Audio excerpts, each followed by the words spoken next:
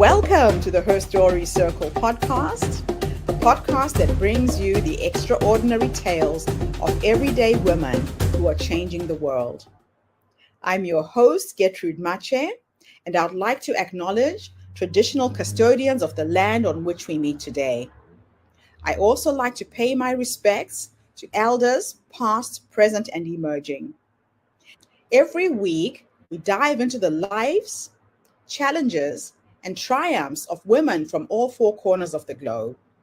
We're here to inspire, enlighten, and connect, sharing stories that uplift and empower.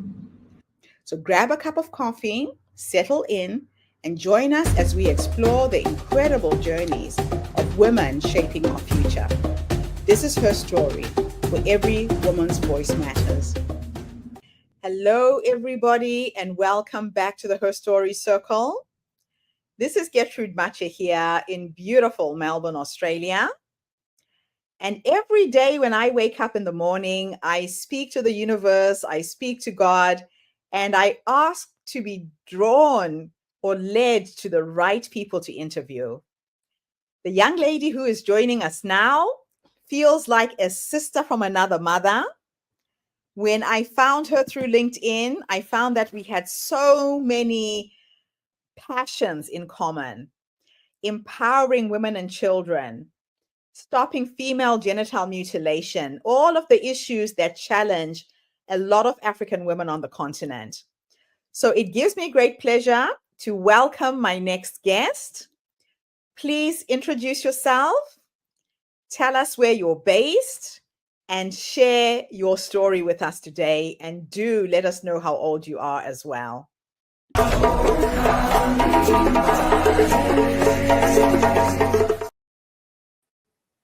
Hi, everyone. I hope you're doing well. My name is Mukonyo Muendo. I am based in Nairobi, Kenya. I am 32 years old. And what do? I am the Program Manager, Africa Region at Global Glow. Thank you for having me. So why am I in this? When I was about 10 years old, we were living in a neighborhood called Buruburu in Nairobi. And the nature of the school calendar here in Kenya is January to March, you're in school, and then you have the April holidays. Then May to July, you're in school again. Then you have the August holidays. Then September to November, you're in school again, then the December holidays. So this happened to be the April holidays, and I was very excited to be home so that I could bond with my Cartoon Network. It had been a while since I had watched Powerpuff Girls and Dexter's Laboratory. So it was time. Like, I was just there seated in the comfort of my parents' living room, decompressing with my favorite cartoons. But at 1 p.m., the news always interrupts the cartoons. So I sat there patiently waiting for the news to be over, because I knew the moment the news was over, they would give me back my cartoons. And that day, they happened to air a story in what is now Kiambu County in Kenya, a story of a young lady who had walked out of her home while dressed in trousers. Now, to me, as a 10-year-old, that was nothing strange. I was seated in the comfort of my parents' living room in trousers. What was strange for me is what the news anchor said happened next. She said that that young lady had been stripped and raped because of the fact that the men around her thought that it was inappropriate for her to wear trousers. And I remember feeling three things. The third emotion, as an adult, I am now able to place it, but the two other emotions I could place as a child, I felt shocked and I felt scared. Shocked because, again, I was literally wearing trousers in my home, and scared because I had never heard of such a thing happening because of the way someone was dressed. So naturally, the people from the news station went looking for responses from the public, and all but 3 human beings said that she deserved to be stripped and raped for wearing trousers. The 3 human beings who had a different opinion, 2 of them male, 1 of them female, all had something in common. When the tag came on the screen under their names, it read lawyer. So my 10-year-old brain thought, okay, so the people who stand up in community and say when things go wrong are lawyers. So that's exactly what I'm going to grow up and be. And that's what I did. I grew up to go to law school. I studied my undergrad at the University of Nairobi. I went on to the Kenya School of Law and was able to be called to the bar. I am currently studying my master's in gender and development because I want to keep ensuring that I can light a fire in girls and women in this country and beyond to be able to advocate for themselves, to advocate for their rights, and have the voice and the courage to do so. Thank you. Mukonyo, I don't know what to say. The story you've just shared has hit me in a very, very big way. You know, for us to hear these stories time and time again in our communities is really not acceptable. And I really commend you for internalizing this and making it your mission to make a difference for women and children in Kenya. So I have so many questions to ask you. Like I Sure. said, when I found you through LinkedIn, I realized that we have so much in common. So what inspired you to become a human rights advocate, focusing on empowering girls and young women at a grassroots level in your community? Yeah, it was the need. You know, I grew up watching the news because my father is also a lawyer by profession. So he's also very big on reading. He's also big on gathering information because that way you're able to have an informed perspective.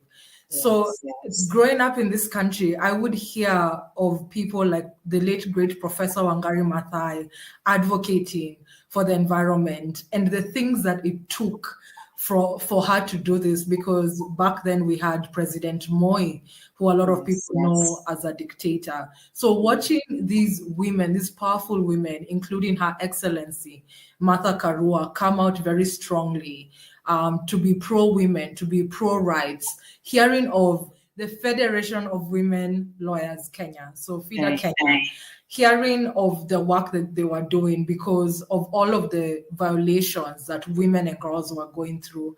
So all of that validated the fact that there was need to keep advocating for the rights of girls and women in this country. So I knew I was called in the right space. I felt right at home. I felt, you know, like a fire had been lit in me, because I keep telling people either I was born an activist or I became an activist. I don't know which, but I just know I can't stand it when there's an injustice, especially where girls and women are concerned, because they're the most vulnerable in our communities. So what are the most significant challenges that you face in advocating for girl education, and how do you address them? The most significant challenge is patriarchy. Everybody knows it's a force. It's a system that has been put in place to ensure that any girl, any woman knows their place, quote unquote, and that place is beneath the boy child. It is beneath the man in the society. We have communities in Kenya that do not believe even in educating the girl child, because they don't see value in educating her.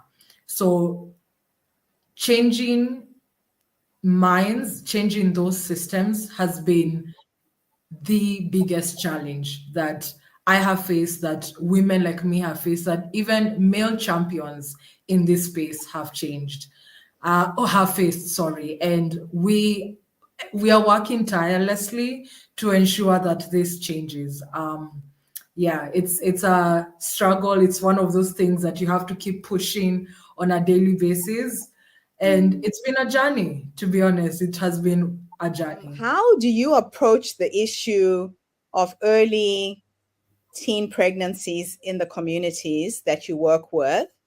And what methods have you found to be the most effective? Stakeholder engagement has to be like the number one weapon that you use. You have to engage the girls because after all they are the main people who are experiencing teen pregnancies, teen and early pregnancies. And I remember conducting a baseline survey back in 2020 when the pandemic hit, because at the time I was working at Creative Action Institute, and we were looking to figure out how do we ensure that once the orders were lifted and girls could go back to school, how do we ensure that there's actually re-entry into schools? And while conducting this baseline survey, I found out that girls needed two basic needs. Number one was food, to ensure that, of course, they stayed fed, and food is a basic need. But the second and most important was sanitary towels. And the Yes. girls were telling us that it is because of a lack of sanitary towels that they engage in what a lot of people call transactional sex. I have a problem with that because when one is a minor, they're a minor and they cannot consent to sex of any kind. So it was important for me to have that knowledge again because I like being data driven.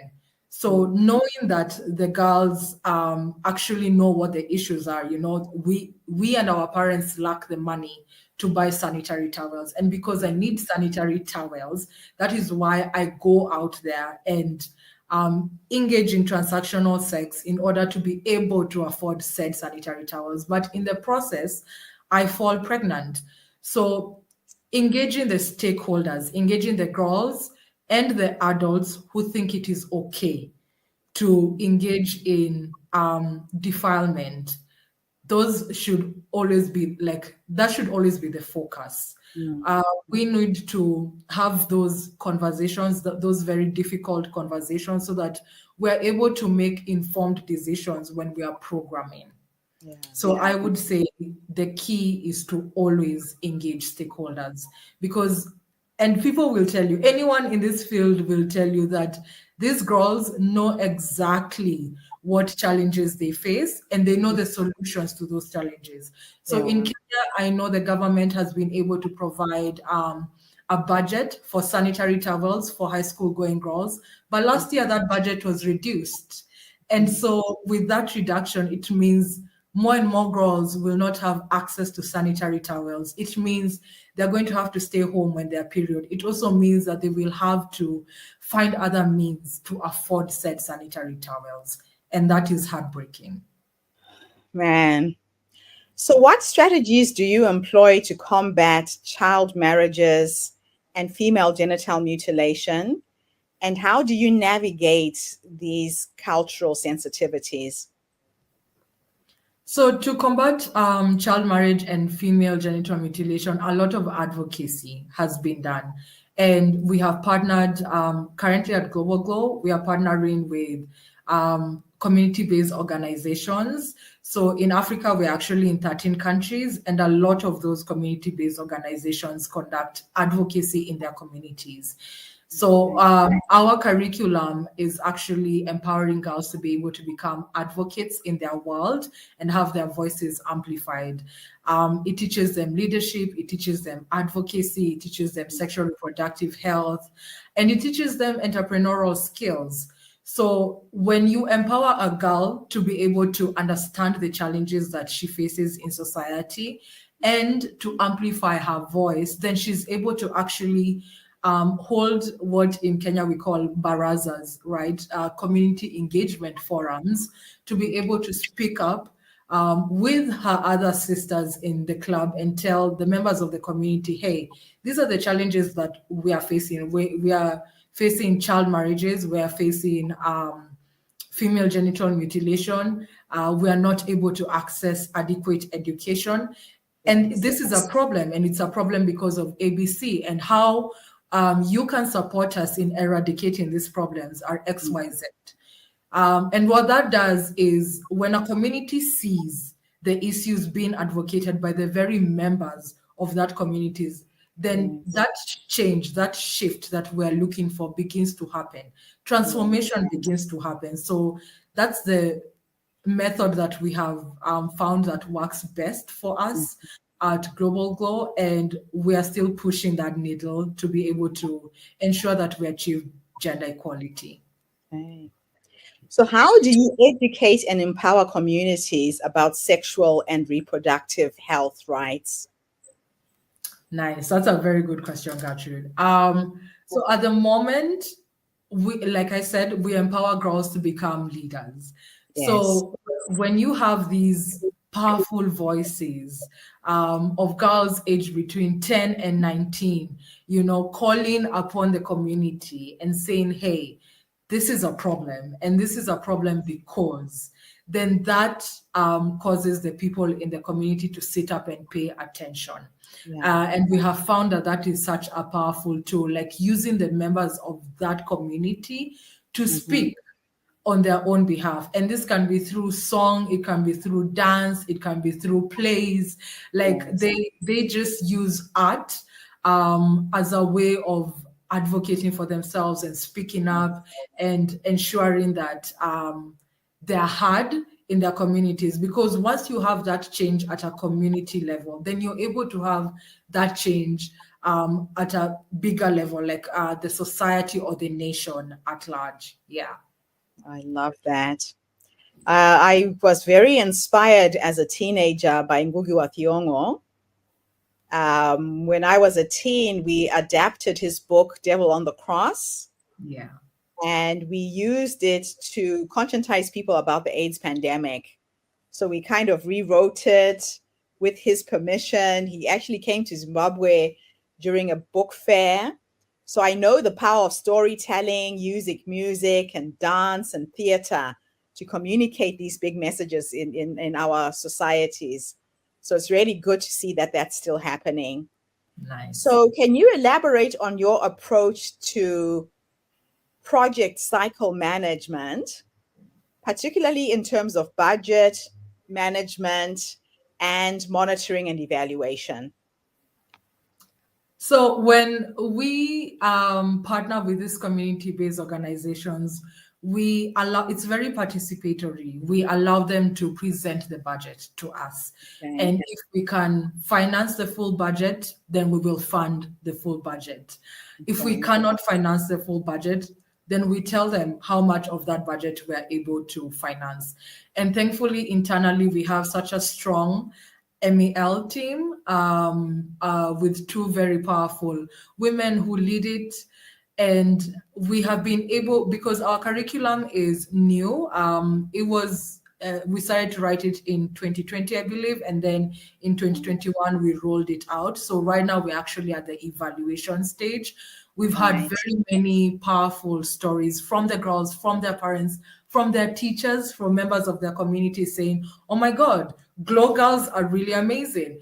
Like before the club, this, like let's say Stacy was not really paying attention in class, but the moment she became a club member, like we saw her pull up her socks, and last year she sat the national examinations and she was able to score 300 and something marks, and now she's going to be able to go on to high school. So having those transformative impact stories told is one thing, but then that's why we said, okay, this is nice, but we have to now evaluate and see that yes, indeed, our curriculum is as impactful as the stakeholders are saying it is. So our budget process is very participatory. We ask the CBOs to submit the budgets, but then we also have donors that we are accountable to. So, and just like everyone else, we are also looking for funding to be able to ensure that we are able to sustain all of these Glow clubs that we have globally. I love it. So what are some of the key capacity building and mentoring initiatives that you have led or have been involved in? All right. So throughout my career, which has not been long, I only started out at, I want to say 26, and I spent some time interning. But I've been able to, especially when I was at FIDA Kenya, I was able to use the Anti-FGM Act to educate people in what we call Kajiado County. There's a county in Kenya called Kajiado County. So, because this community is big on performing FGM as a rite of passage. So I was able to go into this community with some of my colleagues, and we were able to, walk them through what the law is, what it says, why this practice is illegal, because after all, even the World Health Organization has said there is no medical benefit to female genital mutilation. I have also been able to build the capacity of the partnership coordinators and the mentors that I currently work with. I have supported them to develop feminist mentorship skills that they have then used during their facilitation sessions with the girls. I've been able to, hold a mirror so that they're able to see that in as much as they're in this space, they still have biases, and those biases need to be checked. Because when a girl comes to you and says, I don't feel like I am in the right body, you cannot then say, oh no, you were born female and so you're female. Yeah, so supporting the PCs and the mentors to catch their biases and make sure that they're working towards eradicating those biases in themselves so that they can better support the club members has been so rewarding. That's awesome. So how do you manage and engage stakeholders in your project, especially in the challenging and conflicting situations? Oh, that's a good question, Gertrude. I think we have been really lucky to have stakeholders who are so passionate about the cause. So there has been almost no friction. Yes, there, I want to say there have been curiosity questions, especially last year, because I came into Global Glow on 7th November 2022. Okay. So literally a year and a few months in, when I held the Kenyan Partnership Coordinators Training Summit last year in April, it was such a treat to sit down and hear these women, all of them older than me. In fact, I think the oldest one in the group was 70 years old, but very ready and willing to learn. So even when there have been, cases of, okay, how do I handle this? So I decided, you know what, we will role play. I will sit in the place of the club member. I will present an issue to you, and then you being my mentor, I would like to hear some of your responses. So that is how we were able to catch some of those biases. It's why we had the group agreement of we will work on ourselves, we will read more, we will research more, and find out exactly how to treat these club members and provide a safe space for them to come and ask their questions and be themselves and feel safe. That's awesome. So what is your approach to conflict resolution and decision making in your community work, particularly when dealing with very sensitive issues? Funny enough, I'm actually a trained mediator. I think I trained as a mediator, back in 2018, if I'm not mistaken, or 2017, thereabout. The thing about conflict is, Gertrude, people want to be heard. It's not a matter of I am right and Gertrude is wrong. It's a matter of please hear me out. Let me vent. So I have found that allowing people, giving people the space to breathe in, breathe out, and just speak, then you find the commonalities between the stories, right? You find that, once upon a time, Gertrude stepped on Mukonyo's toes and that hurt. And at the time, Mukonyo kept quiet. 2 years later, Mukonyo came and slapped Gertrude, and now it's a conflict. So we're not just addressing the slap, we have to go back and address the fact that Gertrude, so whether it was intentional, like whether Gertrude stepped on Mukonyo's toes intentionally or not, an apology was warranted. So that's how Yes. I choose to approach conflict, ensuring that the environment is neutral, ensuring that people's voices are heard, and that way everybody comes to the table knowing, okay, this is actually a fair space, and I Yes. get my day in court. And yeah, some people will take advantage and go the whole 9 yards, not and go round and round, not really wanting to own up.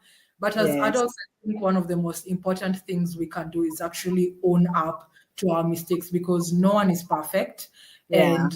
And yeah, so that is how I choose to approach conflict and how I choose to manage conflict, like making sure somebody has their day in court, just that space to be had. Yeah. That's good. So, what future goals do you have for your advocacy work? And what impact do you hope to achieve in the long term? Personally, I want to become the minister of gender in my country, because I feel like I have a lot to offer. And Yes. it's why I'm in school for my master's in gender and development. So that's the goal, to make sure that I am holding this office with the goal of supporting as many, if not all, the girls in this country, and the women in this country as well as I can, ensuring that there are gender responsive policies in place so that we can have a gender transformed country, Definitely. ensuring, yeah, that our national laws reflect us as a people, and the fact that we're a developing nation. And being a Yeah. developing nation also means we cannot, in good faith, leave 50% of the country behind, leave Yeah. 50% of the country uneducated, Mhm. not being able to enter the workforce. So I feel like I have a lot to offer in that regard. With regard to advocacy, I would like to see more male engagement. It's one of the things that I really want to, partner with men for. Like, I know there are like-minded men out here Yeah. in the country. I don't know if you're aware, but on Saturday, this past Saturday, there was a march in my country across Mhm. so many counties advocating against the end of femicide. Because in this month alone, the month of January 2024, we have had more than 10 women killed by either their husbands, their Mhm. exes, like, but still a male that they know, somebody that they have been intimate with, or somebody in their life. And to see men come out chanting So with enough is enough. enough is enough, stop killing women. I saw another placard reading, so bad, even introverts came out. So, and that was a man holding that. So I know the power of male engagement when it comes to gender issues. It's the same. Sorry? We have to have them on board when we're advocating for our rights. We can't do it without them. Exactly. It's the same with regard to racism. We need Caucasian allies. So Yeah. that's one of the things that I'm really looking to build, a very solid male ally. I want to say people who will go to war with us. Yeah. I love it. I love it. So, my two last questions are going to be interesting for you. Okay. I want to teleport you back in time to that little 10-year-old girl who was moved by a story, became an advocate for women's rights. Yeah. If there is a young girl who's listening to this podcast right now, feels the same fire in her heart to do something to change her community, what three nuggets of wisdom would you give her based on what life has taught you up until this point? If I could go back and talk to that 10-year-old Mukonyo, seated in her parents' home watching the news, who feels so strongly about what had happened to that young lady, what I would say to her is, number one, like Barack Hussein Obama, yes, you can. yes, you can grow up and go to law school and finish law school and enter the workforce and be an advocate for girls and women's rights and advocate for an end to what you think are social ills like child marriage, like female genital mutilation, like the fact that very many girls in your society are not getting the adequate education they need that will set them up for a better future. The other thing I would tell you, Mukonyo, is to look for like-minded women, whether they are your peers or whether they are older than you, because you do require mentorship. You require women who have walked the path, the ones who opened the doors, actually kicked down the doors so that you could walk through. And to also make sure that you turn back and offer the same mentorship to the generation that is coming after you, because last year you heard something. You had the Secretary General of the United Nations saying that it will now take 300 years to achieve gender equality. So you might not live to see gender equality. That is why you need to look back and mentor the generation that comes after you. And lastly, you cannot, in good faith, be an advocate for these rights if you're not informed. So make sure you're reading, make sure you're staying current, make sure your ear is on the ground, that you're getting the proper and adequate information you need to be able to sustain the advocacy that is required in this country and beyond its borders. Fantastic. My last question for you now is going to be a bit of a thought experiment. I'm going to teleport you into the future to go and meet the 90-year-old you. And you're sitting on your porch under a tree, surrounded by your children, your grandchildren, your great-grandchildren. If I could take you into the future to go and have a conversation with this wise woman who has led you up until that point, what would you say to her when you finally meet her? Hi, 90-year-old Mukonyo. It's so nice to meet you. And the reason it's so nice to meet you is because I knew you'd make it. It was always within you. And also because you would think of yourself as your grandmother's wildest dreams, both of your grandmothers, your father's mother and your mother's mother. You would sit in the comfort of your living room and think, wow, how blessed am I to live the life that they never even thought possible.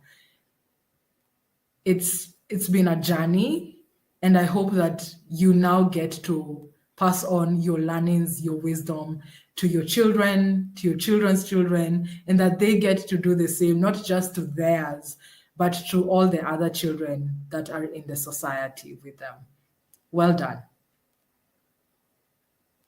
Thank you so much for that. The reason why I like to ask this last question when I interview people on this podcast is because most women don't realize that the wise woman is already within them. She's the one who guides us, who tells us, who whispers in our ear, who tells us to take action when we take action. And we need to trust that voice. Yeah. So what I do is I play with the essence of who I am becoming.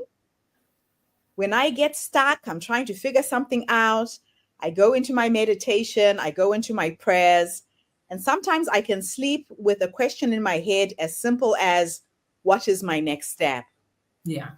And then I wake up with those light bulb moments, those sources of inspiration that come out of the ether, and I know exactly how to execute going forwards. Yeah. So thank you for thanking your future self for the work that you are doing. This was a gift that was put in your soul long before you came into this world. I love the fact that you have taken the challenge, you have embraced it, you stand by it, and you are going to create a phenomenal life that not just impacts you, your children, your grandchildren for generations to come, but the whole of Kenya, the whole of Africa as well. So Thank thank you. you so much for your work. Thank you also for having me. This has been a real treat. And I can't wait to share it with my family. A lot of them don't know what got me here. So it's going to be nice. Fantastic. And thank you to everybody who tuned in today. As you know, the Her Story Circle is a social impact movement with a focus to uplift women and children worldwide. We share stories to uplift you, inspire you, energize you, to show you the way, to show you how it can be done. So tune in again tomorrow when I interview yet another amazing woman. In the meantime, have a fantastic day, morning, or evening, wherever you are in the world, and bye for now. Thanks again, Mukonyo. Don't go away. Hold on for me a second. Thank you for tuning into the Her Story Circle podcast. I hope today's story has inspired you to believe in the power of our stories and the difference you can make in the world when you use your voice. I'm Gertrude Mache, and it's been an honor to share this space with you, where voices from all walks of life come together to weave a rich tapestry of diverse perspectives. Don't forget to subscribe, rate, and review our podcast to help us share these stories with more listeners.